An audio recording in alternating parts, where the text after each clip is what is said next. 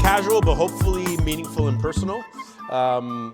Before I say anything, I just want to say thank you so much. And I sincerely say this to everybody, but just a thank you to our church community for making my sabbatical actually possible.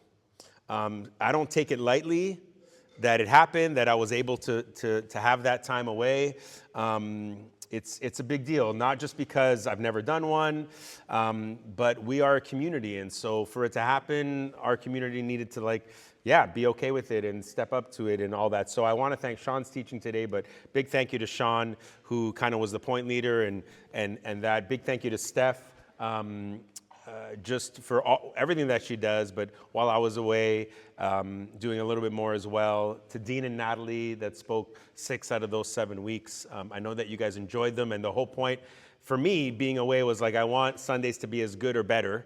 And so having 2 wonderful people that could speak, and then Sean, all equally wonderful on that 7th week, just so good. And then Jeff and Matt, Becca, Christina, whoever was leading worship, our team, for continually doing that, our lead team for giving me the okay to do this, and then everybody that stepped up to do a little bit more, and then everyone that just did what they regularly do, because what we regularly do helps us do the things that we do all the time, and that's really important. So I just wanted to say just a huge thank you to all of you.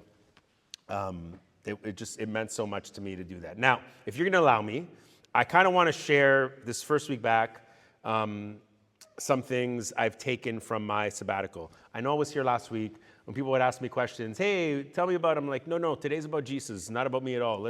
Jesus is alive. Let's not talk about me. So today I thought we'll just talk about this a little bit because I've had a lot of questions, and I thought, you know what? I'm just going to kind of take this first morning back and share a little bit.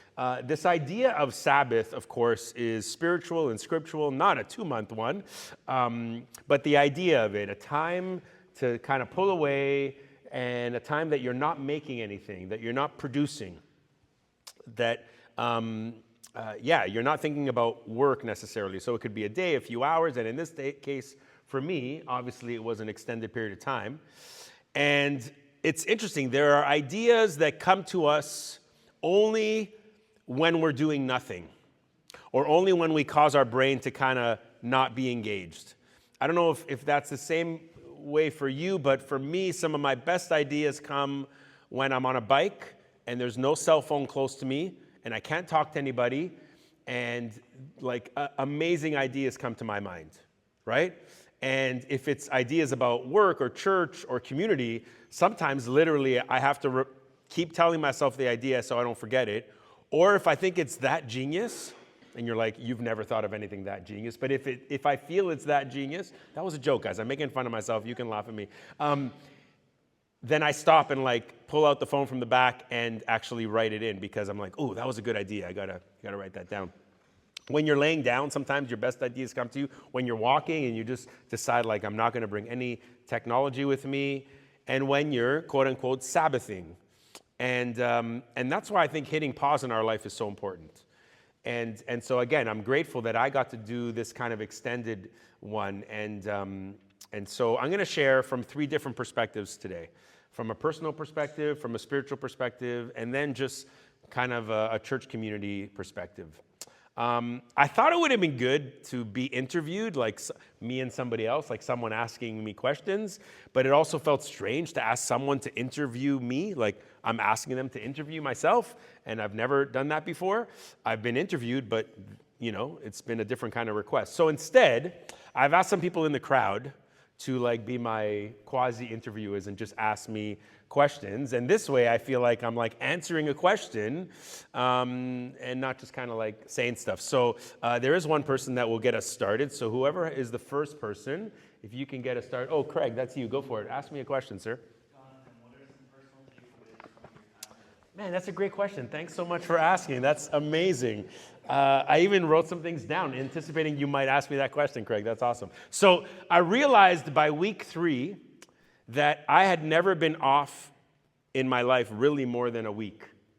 And so, and even if I have been off, a week's vacation is great. 2 weeks is wonderful. Some people get 3, 4, 5, whatever it is at a time.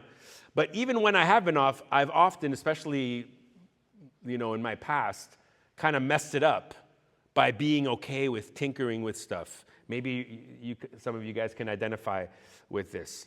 And tinkering with work ideas and something that I had to be ready for when I got back. And so I took part of my away time to think about work. And if we take Sabbath or rest or pause seriously, then I was not doing it well and not doing it right. And then I thought to myself, I'd never really taken 2 weeks off in a row. If I ever took a second week, that was always like a reading week, or I would like try to tell myself like, oh no, you're going to read a bit and you're going to get ready for some stuff, or you do some things. And even though you're kind of in a pause mode. And so I never really took the proper advantage of doing it. And so one takeaway for me is, as much as I actually love being on, and I love, if you know me and my personality, I like juggling a few things at once. I like looking at my schedule and saying, ooh, I got to do this, figure this out. Oh, don't forget this on Friday. You're going to forget this. Write it down. I put, sometimes if you do this, like reminders in your phone to ring because you're afraid you're going to miss a meeting. I was so out of sync that I missed my first meeting ever in my life. I was supposed to walk with Craig on a Monday morning, and I like slept through it. I was still on sabbatical, but I'm like, oh, you know what? Let's do it on this Monday. And I woke up late, and I saw his text saying, hey, I'm sure you're just really close. You're going to be here soon. No worries. Take your time. Everything's good. And then I read this 2 hours after he read that text. And I realized, I'm like, so many people have missed appointments with me because I've had appointments with people that someone forgets, and you're sitting there. It's 15 minutes in. You're like, they forgot this for sure. I was that person with Craig. So thank you for your forgiveness that day. But I love juggling a few things at once, and I love what I do. But I realized, wow, I really need to like shut it off. And something I reflected on in my life was, I really look back, and I have a few regrets in my life with as far as my wife passing away as early as she did. One of them was not being as domestic as I could have been. These are things that you think about when you're like in my scenario, in my season. I'm like, why didn't I clean the washrooms more? This is the things I think about. The other thing during this season was like, why didn't I just take more time off with her? How dumb of me, how stupid, how foolish. And so I thought about that stuff while I was away. And also giving my kind of away self to my kids more. My kids are like 22 and 24. And so that's a personal reflection that I took. Leads me also to this huge takeaway. Personally, I really love my kids. Some of you know them really well. Some of you don't know them because you're newer around here. But they're awesome. And even though they're older, I'm realizing they still need me in different ways. Like not like unhealthy ways, right? Like you don't want your kid. I've told them they're off the payroll after year 4 of university. That's it. But in other ways, of course, I want to keep helping them in that way. See, that sounded terrible in itself, but that's not what I meant. Here's the thing. I realize in this season, they're going to keep needing me in different ways, but relationally. And I'm so blessed that they actually want to be with me and hang out with me and spend time with me. And I was telling this to someone I think that have some younger kids, and we were talking during the sabbatical. I said, wow, spend as much time with your kids in this stage, because later you're going to want them to actually want to hang out with you. And so I got to see Jake, my son, in France. He went skiing, and I just walked around and hiked all day. And then we met and had dinner together. And I'm telling you, like, just to be there and him telling me, Dad, I feel so at peace with you here. And what a beautiful thing for him to tell me. And I think it's because, obviously, the first few weeks of being away, you're just uncertain of things. You know, you're like, what is going on? Why did I move to this place? What am I doing here? This is crazy. And so I remember feeling that when I went away to school, and he felt it probably 10 times more. And for him to say those things, and for us to just sit down and have dinner together, and We had to share like a small double bed in an Airbnb because we're cheap and like those things. That was great. It was so good. And then I got to see my daughter a bunch. Specifically, one weekend I drove up there, typical to my daughters, like, I want you to come to church with me. Okay. I get there and she made me wait and we were late to church, which was, if you see her, she's always late here to church. So she made me late to go to church with her that day. But we had such a good time together, and she's been on a work like co-op, and she's been calling me every day when she gets into the car. And it's just been so good. So I've just taken that to heart with me, how my kids are so important to me.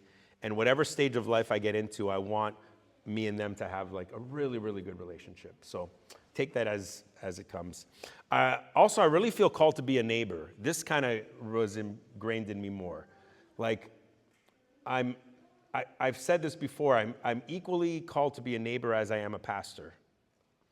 And which means that wherever church ministry leads me, if I'm a lead pastor, if I'm a support person, if I'm a lay leader in this place, always in this place, I think about this place. Neighboring is what I'm always called to. I always think about, like, how can I be better connected in my community, in my neighborhood? And I think everything I do feels like it flows out of that space, right? This filter or lens of community. And more than just community, but like letting neighboring be an outflow of our church and out of who we are as a community. I think it's really important. And so that's why we continue to do things like running for home, because some people are surprised often when, like, oh, a church is hosting this event? Okay, and you're not keeping the money? You're giving it away to other organizations? And that's all intentional. It's been to slowly build rapport with our neighbors, different schools, different teachers, different kids, different businesses, so that we can together collectively be good neighbors. I want our small groups to kind of have that feel. I want our partnership with the city of Whitby or whatever city we want to help. Any of our outdoor events, I want them to like feel like, oh, we care about our neighbors. And then when anyone walks into this place for the first time, I want them to feel like that's the biggest thing in our heart, that we are called to be neighbors. Jesus says, love your neighbor as yourself. I might write a book about it one day, maybe, which leads me to my last personal takeaway. I did try and work on my book. A few glitches came along the way as far as like some editing stuff, but I did get a lot of work done on this book I'm writing about Janet and the things we learned through cancer. But I'm more convinced that no matter how this ends, if it ends with 3 copies for my kids, 2 for my kids and 1 for me, or if I self-publish it on Amazon or something, I know I hate Amazon too, but they do a good publishing thing,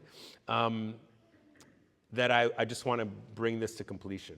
And so those are some personal things that I definitely took away. Does anyone else have a question for me? You have a question for me, I think? Any spiritual insights you'd like to share? Spiritual insights I'd like to share. Thank you, Charlotte, for asking me that question. What a great question. So there's so many things to choose from here, but here are a few things. My Greece trip, which was a learning trip. Whenever I tell friends, oh, I went to Greece, right away they think like Mykonos. They think islands. They think I was like, sipping great drinks on a beach somewhere. Instead, we were on a bus, touring, going to different places, and it came at the perfect time in my sabbatical, right at the beginning, to like totally mess up my rhythm. And that's a spiritual thing that I needed. I actually needed to like mess up my daily routine. And so it was with a wonderful crew of people. If you know, Brent was on that trip as well. And it was actually wonderful to watch the trip through Brent's eyes as well. He's not here today. But if you get a chance, ask him about it. It was just so neat to see him connect with people that I know that he didn't know. And they get to know Brent for the first time. I wish he was here that I can make fun of him, but I can't because he's not here, so I won't do it. But it was so much fun. But the amazing thing was seeing these places that we read about in the New Testament.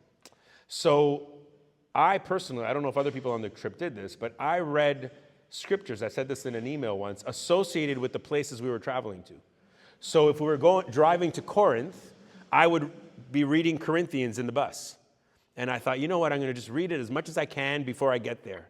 And when we were going to Philippi, they call it Philippi, I was reading Philippians. And when we were driving to Thessaloniki, which is my favorite city in Greece, it's like Montreal on steroids, by the way, but the old parts of it, I'm reading Thessalonians as I'm driving there. And then one of my coolest moments was on Mars Hill in Athens. I'm reading Acts chapter 17. And we read it together as a group, and then I read it alone. And this is where Paul speaks to just people that are listening, and he's speaking quite eloquently and trying to help them understand that the God that they're looking for is actually the same God that he serves, and it's just so beautiful. And so reading Acts 17 on Mars Hill was amazing. But something impacted me the most was this combination of the info that our guide gave us, which was a mix of biblical context, history, and Greek mythology. And it's funny, when I tell someone like Greek mythology, if they're a Christian, they'll be like, oh, you learned about Greek mythology on your biblical trip? I'm like, well, this was the context that the New Testament's written in. And so it wasn't written in a vacuum, in a context full of ideas and philosophy and intelligence. And so 2 verses really stuck out to me as we drove to Corinth, but it kind of like was part of the whole trip for me. And it was 1 Corinthians 1:25 and 2 Corinthians 6:10. And so I'm going to read part of 1 Corinthians 1, and it says this. Nancy read it for us in the Message version. This is another translation. So where does this leave the philosophers, the scholars, and the world's brilliant debaters? God has made the wisdom of this world look foolish. Since God in his wisdom saw to it that the world would never know him through human wisdom, he has used our foolish preaching to save those who believe. It is foolish to the Jews who ask for signs from heaven, and it's foolish to the Greeks who seek human wisdom. So when we preach that Christ was crucified, the Jews are offended. The Gentiles say it's all nonsense. But to those called by God to salvation, both Jews and Gentiles, Christ is the power of God and the wisdom of God. This foolish plan of God is wiser than the wisest of human plans, and God's weakness is stronger than the greatest of human strength. And that kind of just really set the stage for my whole week, because she's talking about history, she's talking about Greek mythology, she's talking about how smart and eloquent the Greeks were. And they were considered smart, and they actually were smart. So this Jesus message would have been hard for them to invite into their lives, because they're like, do you know who you're talking to? We kind of we've done a few things, we've accomplished a few things. So it would have been hard for them to invite into their lives, simply because they already thought that they had it all. All the wisdom they needed was in their minds and at their fingertips, because they created things and they invented things, and they were the smart people of that culture. But then they still saw something in this simple gospel that was profound enough to get their attention. And so when you read those words in Corinthians, you're like, and hearing the tour guide, she was amazing and so smart, just tell you about, I know Greek mythology isn't true, but to them, there's a lot of truth to it that impacts the way they live. Verse 6 in chapter 2 says this: Yet when I am among mature believers, I do speak with words of wisdom, but not like the kind of wisdom that belongs to this world or the rulers of this world who are soon forgotten. No. The wisdom we speak of is the mystery of God, his plan that was previously hidden, even though he made it for our ultimate glory before the world began. But the rulers of this world have not understood it. If they had, they would not have crucified our glorious Lord. That is what the scriptures mean when they say, no eye has seen, no ear has heard, no mind has imagined what God has prepared for those who love him. But it was to us that God revealed these things by his Spirit. So Paul knows his audience. Paul gets who he's talking to. It's a smart audience. It's an intelligent audience. It's probably a little proud and arrogant too, and they had the reason to be so. But he's confident in this simple and profound gospel of Jesus, and he wants to help these folks not to miss out on this wisdom of Jesus just because they were already smart.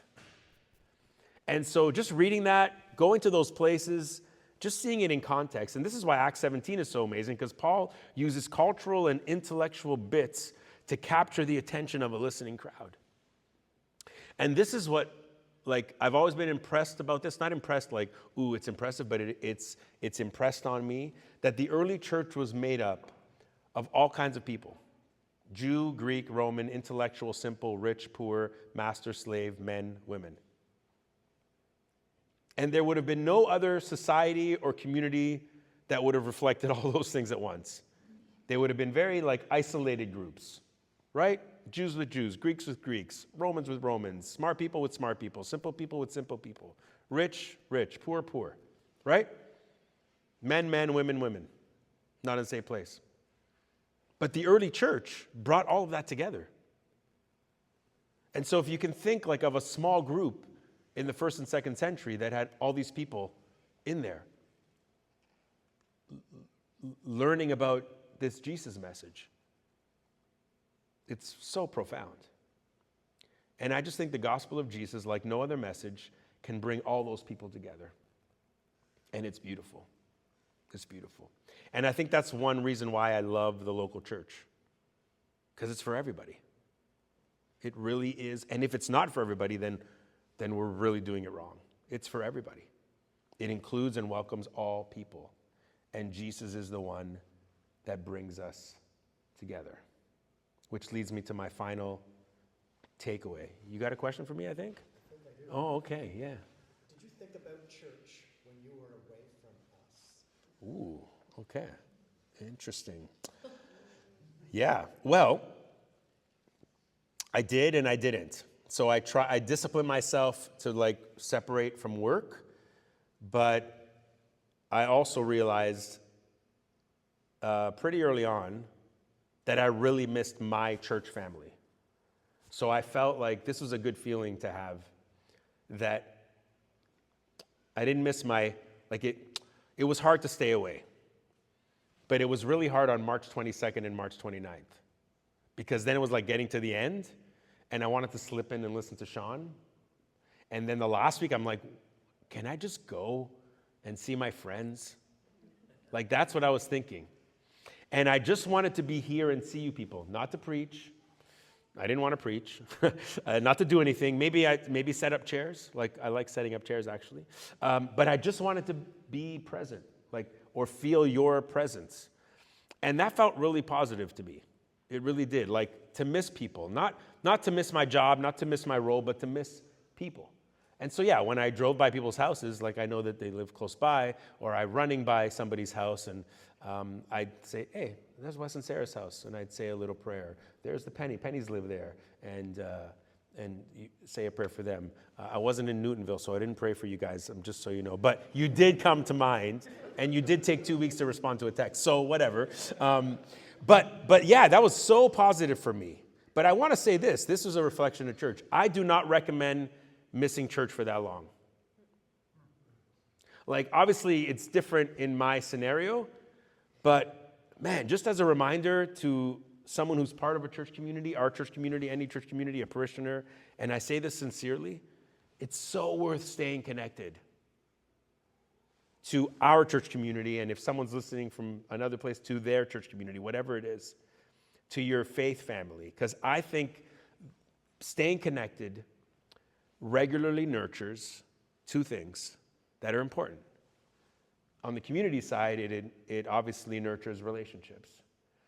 And on the spiritual side, it nurtures spiritual formation. And those things hand in hand are such beautiful things to be in process and in journey of. And I don't know if other people observe the way I do, but sometimes I'll be like, oh, I wish those people are here today, but their friends aren't here today, and I wish they were, because then they could see each other. Like, I think those things come to my mind, you know?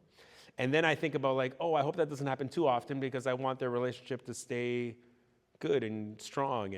And then, of course, I think about the spiritual formation side of things. So I was reminded that we, our church specifically, we are here for a reason. You are where you are for a reason. And our church community is like here right now in this season for a reason. God has us here on purpose.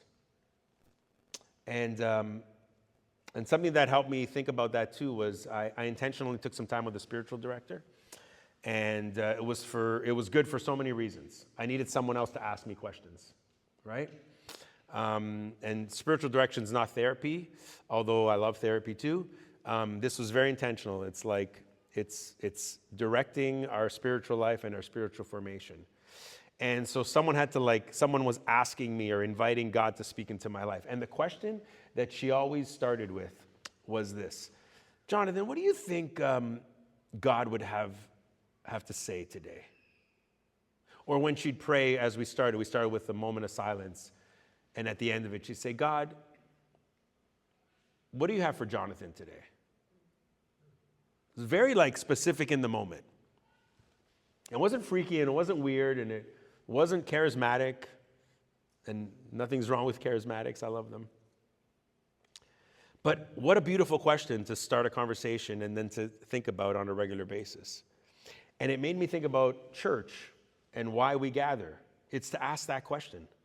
Hey, God, I've taken time out of my work, out of my family stuff, out of my things I got to do at home, out of my chores, out of any sports, out of whatever. I'm here for the next few minutes. God, you have anything to say to me today? Is what's being said today, do I have to hear it in a unique and way, just a spirit, like a different way just for me today? And so getting that question asked in spiritual direction made me just think about community. And it's like, this is one of the main reasons why we gather. I did visit some other churches. It was good, but for different reasons. But I was reminded why I love the Village and why our expression of the local church is important. Notice I didn't say why our expression of the local church is better or why it's the best. No, why it's important in a mosaic of different church communities that are around here. I love who we are and who we're still becoming. And I want to keep figuring out how to be more like Jesus in all the things that we do. And I know we're going to give it our best the next few years and see what God has in store. But visiting other churches was neat. I went to a liturgical church. And I went to a big church. That's where my daughter was. And I went to a couple of small churches like us. And then I was at one in Peterborough, my friend Aaron that I speak about a bunch. And that was the most like ours.